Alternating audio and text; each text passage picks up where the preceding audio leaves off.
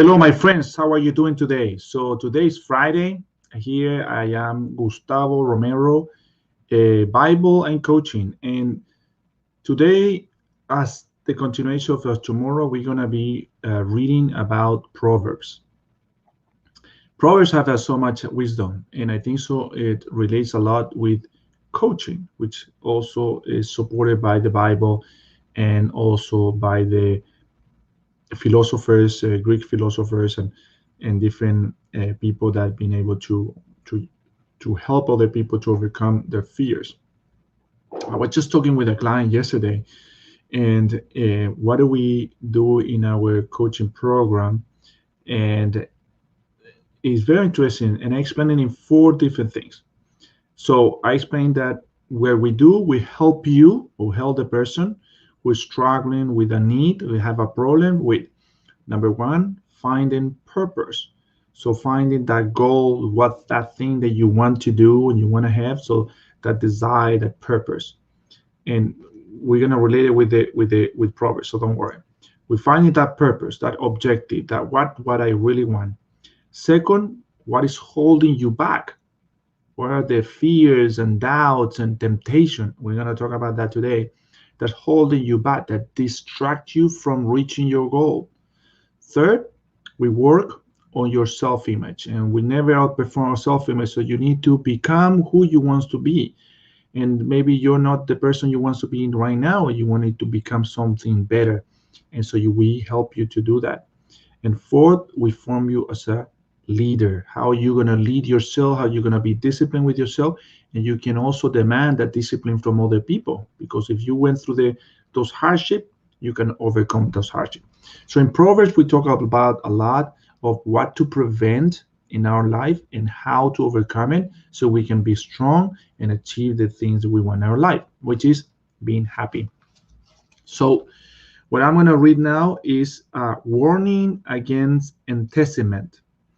And enticement is something that um tempt you, something that tempts you. So it could be temptation or something that can distract you. So it's a warning against distraction of things that tempt you. So in number 8 said, listen, my son, to your father's instruction, and do not forsake your mother's teaching. You see? So fathers warn you, don't do that. You're going to get burned. And mothers teach because the mother has a different role. They're with the kids all the time. They nurture them. They, through repetition, they allow them to understand how to do things one way or how not to do things in another way. Fathers are more direct. They say, don't do that. Don't behave this way. It's a more follow instruction. It makes sense with the coaching. In coaching, we always say that you need to learn through repetition, and that's the way you change your habits. So we tell you what not to do, but also we help you as a mother to tell you, to teach you how to do it differently. You see, the mother will teach you how to do it, the father will tell you not to do it. Both, you need both in your life so you can live better. And we are parents. I'm sure many of you are parents, and try to think how your relationship with your kids is. Normally, you tell your kids, don't do that, don't do this, don't do that. And the mother is like, don't do it because it's trying to teach something. You see, you can observe it. We live in a fun life, and you can observe in your own life how that can unfold. In number 9 said, there will be a garland to grace your head and a chain to adorn your neck. So you want to keep close what your father is warning you not to do, and your mother is teaching you how to do. So you want to wear them with yourself. If you remember that, then you're going to have many fathers and mothers in your life. You see, you go to work, maybe you're going to have a boss who's going to tell you, you did this wrong. And you're going to have a mother who will tell you, hey, I can show you how to do it right. So next time you do it right. So we're not going to only limit ourselves to our father and mother, but all those fathers and mothers that we have along the way in our journey of this life. My son, is sinners entice you, do not give in to them. You see, it's warning you, do not fall on the trap of sin. Sin, you need to consider the sin is like it's normally something sweet, could be. For example, I imagine this. You see those sheets that I don't know if they sell them or not, but there's a sheet that's gonna have like a little bit of sweet, but it's gluey. So the flies, what they do, they go for the sweet and they get stuck and they can't get out. You see? So I would say the sin is something like that. It's something sweet that you kind of want to do it, kind of you're curious about it. You don't know if it's really what people telling you not to do it, and you just kind of feel like you need to do it just to give it a try. And when you do it, you get stuck. You can't get out. You see? So that's, I would say, sin, and it's preventing you to do that. If they say, come along with us, let's lie in wait for someone's blood. Let waylay, come harmless soul. So we want to make sure that that temptation, that sin that is there, it can cause us our life, it can cause us a hardship. We now prevent those hardship in our life, so we're to be cautious. So again, if you have a goal, if you know where you're going, you're not gonna get side distracted with temptations, right? So you're gonna always ask yourself, is this contributing for me to be successful in what I want? If it doesn't, you stay away. It's like I explained, I think I explained it yesterday, but I'll explain it again today. When you go to the grocery store, you make a list of the things you want. Why? Because you're going to have all these distractions in the grocery store. Buy this, buy that, this promotion, that promotion. That's going to distract you from what you want. So you have to have a goal written down so you know where you're going. Let's shallows from alive like the grave, and whole like those who go up down to the pit. Let me read that again. Let's swallow them alive like the grave, and whole like those who go down to the pit. See?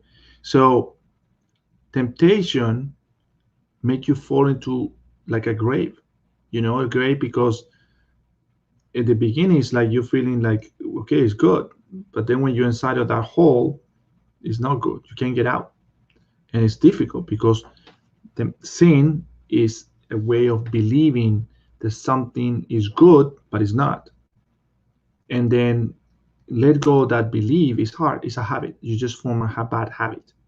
So if we consciously don't form good habits, unconsciously we form bad ones.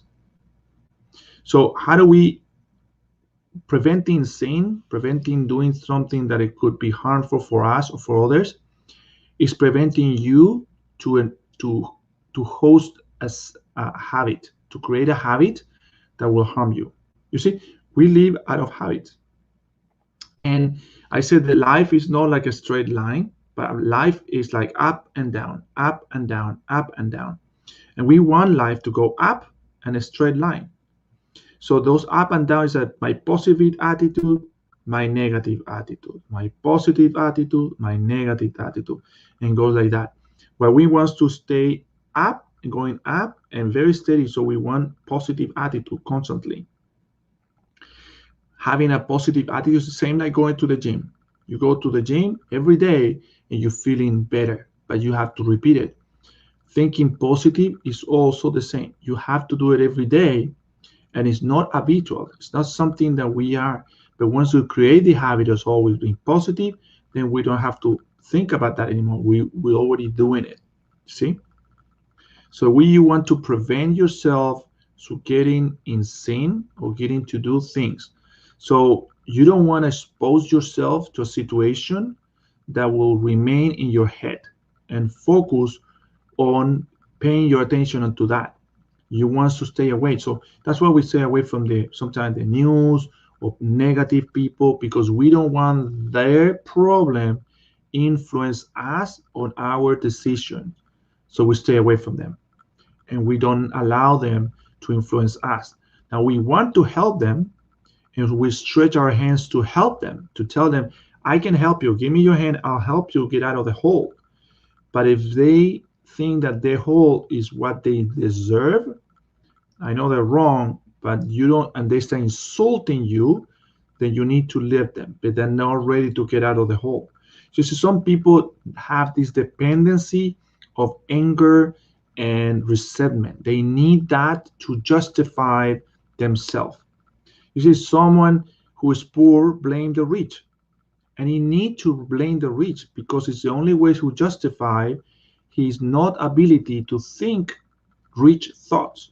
So he's only think like poor and remain poor. But the people who actually are poor and educate themselves and surround with themselves with people that rich and nurture their mind with rich thoughts are able to get out of being poor and become wealthy. But they're not blaming anybody. They take responsibility of themselves. So the hardest part for men is to take responsibility of our own life by the decision, the thoughts, and what we do. So when you take the responsibility, you're ready to get out, you stretch your hands out of that hole and people will pull out of you.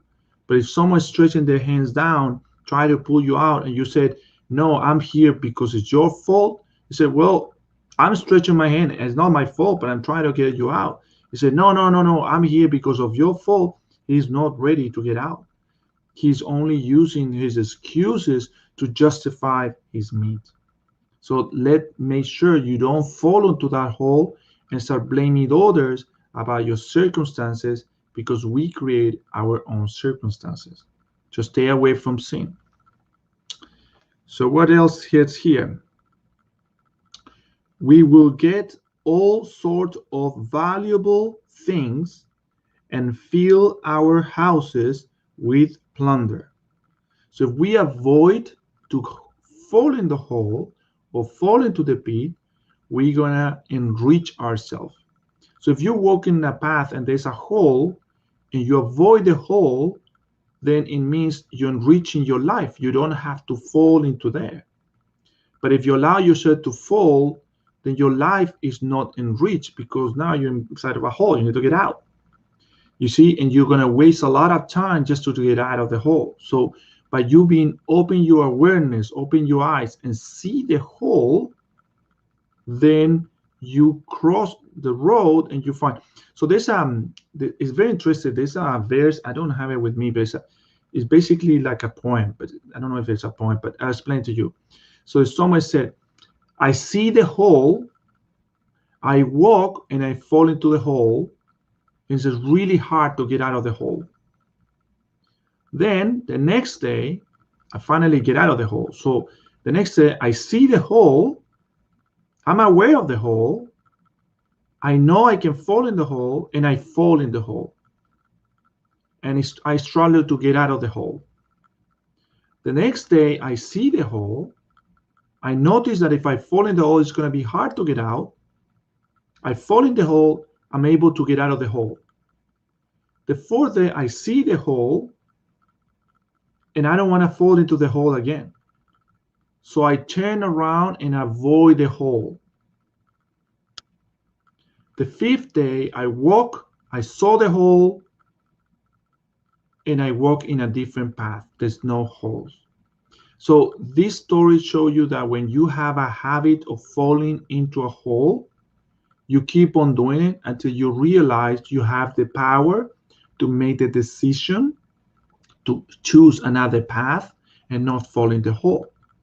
And so we fall in this hole because we allow ourselves to fall on those holes. We're not thinking, we're just acting upon your own paradigms or upon your own habits. And you want to get out of that. All right. So let me see what else here. Okay. My son, do not go along with them. Do not set foot on their path, for their feet rush into sin. They are swift to shed blood.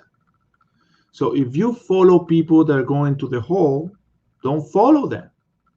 So, the problem is that people follow the crowd because they think the crowd knows where they're going, but no one knows where they're going. You see, if you ask 20 people why they're going to work, probably 19 will tell you because other people go to work, so gotta go to work too. You see, but they go to work because they want to achieve something, but they don't know what. So if you follow the crowd and the crowd fall into a hole, guess what? You're gonna fall into the hole as well. You're assuming because everybody's going the same way, that's the right way. It's not the right way. I put it this way.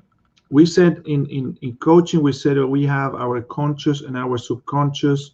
Your conscious is your thought, your subconscious are your feelings and emotion.